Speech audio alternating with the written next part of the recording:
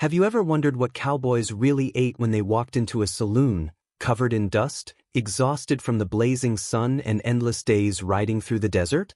If you think they were just there for a glass of whiskey, think again. The saloons of the Wild West were much more than drinking halls. They were havens for the hungry, the tired, and the fearless.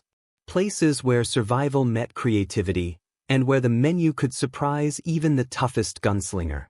Today, we're diving deep into the strangest and most delicious dishes of the Old West. Real meals served to real cowboys, outlaws, and travelers chasing fortune, glory, or simply a full belly.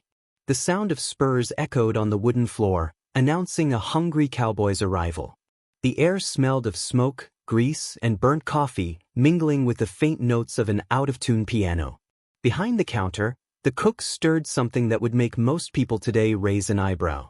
The first dish on our list, the legendary son-of-a-gun stew.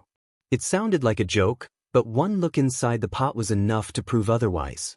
This stew included every part of a cow, heart, liver, tripe, brain, marrow, all simmered in a thick, peppery broth. Cowboys said it was a true test of courage, and many had to summon more bravery for a bowl of this stew than for a gunfight at noon. Yet it was hearty, high in calories, and full of life-saving nutrition. In the West, nothing went to waste. Now picture waking up in a cold tent as the sun rises behind the mountains, the wind cutting your face. You'd want something warm to start the day, right? That's where sourdough flapjacks came in.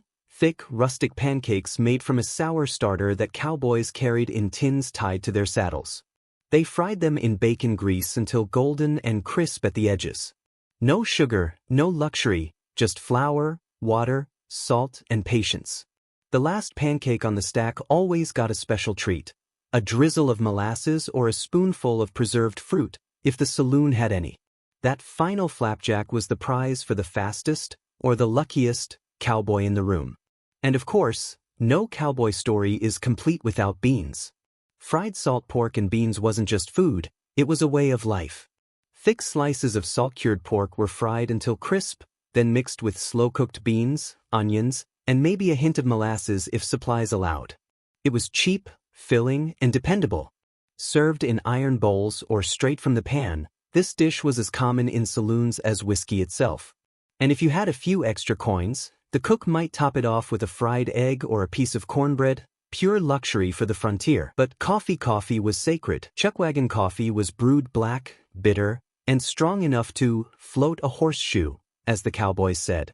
Coarse grounds were thrown directly into boiling water, sometimes with eggshells or even bits of leather to settle the grinds. It wasn't fancy, but it kept you alive.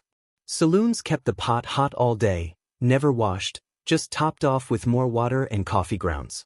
You drank it before a poker game, after a brawl, or instead of sleep.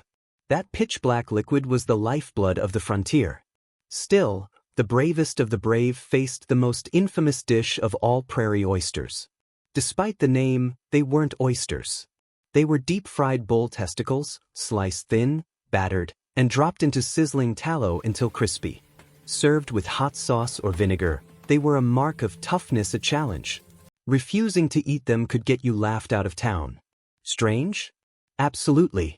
But for cowboys, it was about respect, survival, and proving you were one of them. Then came the humble rabbit stew. When beef was too expensive or scarce, cowboys hunted what they could, and rabbit was plentiful. Cooked with potatoes, onions, and herbs, it filled the air with warmth and comfort. For a few moments, that saloon became a home away from home. In forested regions, some saloons served squirrel fricassee, yes, squirrel. Fried and then simmered in creamy gravy made from milk, flour, and pan drippings, it was surprisingly tender. Locals loved it, even if travelers hesitated. Eating squirrel wasn't just a meal, it was a badge of survival. Not every dish was bizarre, though. Corn Dodger biscuits were small, dense patties made from cornmeal, hot water, and salt, fried or baked on stones by the fire. They lasted for days, perfect for saddlebag storage. In saloons, they were elevated with molasses or bacon grease, turning something plain into a small comfort. And if you picture an old glass jar full of pale eggs on a dusty bar counter, you're not imagining things. Those were pickled eggs, boiled eggs soaked in vinegar, garlic, and spices until tangy and fiery. They were the original Western bar snack, cheap, quick, and eaten with a shot of whiskey. Finally, there was hardtack and gravy, a survival biscuit so hard it could break your teeth. Made only of flour and salt, it was soaked in hot gravy made from pork drippings or leftover meat to soften it. It wasn't fancy, but it was warm and comforting, a reminder that, in the Old West, food meant life. These dishes, strange as they may seem today, tell a story of endurance, ingenuity, and grit. Nothing was wasted. Every scrap mattered. Eating was an act of resilience, and saloons were more than drinking holes. They were the heart of frontier culture, where survival met flavor and humanity. In the end, the Old West wasn't about luxury, it was about making the most of what you had. Each meal told a story of resourcefulness and strength. A hungry cowboy might not have had gold in his pockets, but with a hot bowl in his hands, he had enough. Now tell me, would you dare to try any of these dishes? Or would you stick to coffee and cornbread? Let me know in the comments which one you'd try and which one you'd never touch with a 10-foot pole. If you enjoyed this journey through the flavors of the Wild West, hit that like button, subscribe, and ring the bell because there's a lot more forgotten food history coming your way. And if you're hungry for more stories from the past, click the video on your screen right now. We'll keep digging into the recipes and traditions that shaped America's wildest days. See you there, partner.